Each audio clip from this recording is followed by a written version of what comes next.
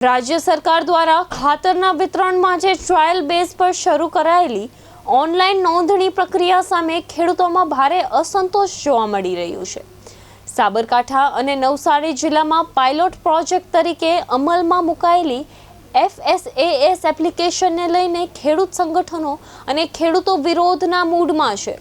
ખેડૂતોનું કહેવું છે કે ઓનલાઈન નોંધણી પ્રક્રિયાના કારણે ખાસ કરીને સ્માર્ટફોન ન ધરાવતા અને ટેકનોલોજીથી અજાણ ખેડૂતોને ભારે હાલાકીનો સામનો કરવો પડી રહ્યો છે। બીજી તરફ ખેડૂતોમાં એવી પણ આશંકા વ્યક્ત થઈ રહી છે કે નવી વ્યવસ્થામાં ખાતરના ઉપયોગ અંગે નિર્ણય લેવામાં આવે તેમની સ્વતંત્રતા ઘટી શકે છે। ભારતીય કિસાન સંઘ સહિતના સંગઠનોએ આ એપ્લિકેશન પાછી ખેંચવાની માંગ કરી છે અને માંગ નહીં સ્વીકારાય તો રાજ્યવ્યાપી આંદોલનની ચીમકી પણ ઉચ્ચારી છે। ખાતર માટે જે સરકારે એપ કાઢી છે કે દરેક ખેડૂતને એપમાં દ્વારા જ ખાતર મળશે, એ ખરેખર ખોટું છે। ખેડૂતને કયું ખાતર વાપરવું એ ખેડૂતને ખબર હોય। આ જિલ્લામાં 3 તાલુકા તો આદિવાસી વિસ્તારના છે, બક્ષીપંથના લોકો છે, એ લોકોને તો ખબર નહીં। અભણ અજ્ઞાન લોકોને આ એપમાં કઈ રીતે જોડાવવું એ ખરેખર ખેડૂતોને બહુ મુશ્કેલી પડે એવી છે। તો સરકારને અમારી વિનંતી છે અને ચેતવણી પણ આપીએ છીએ કે આ સરકારને બેસાડવાવાળું પણ ભારતીય કિસાન સંઘ જ હતું અને કદાચ આ જ રીતે જો સરકાર કામ કરશે તો અમારે સરકારને ઉથલાવવાનું પણ કામ કરવું પડશે।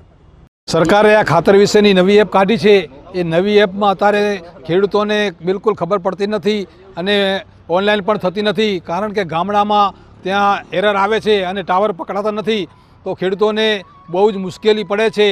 તો સરકારને વિનંતી કરવામાં આવે છે કે આ તાત્કાલિક નવી એપ જે ખાતર વિશે કાઢીએ એ ખાતર વિશે એ નવી એપ બંધ કરે અને ખેડૂતોને પૂરા પ્રમાણમાં ખાતર મળતું રહે એવી ખેડૂતોની માંગણી છે।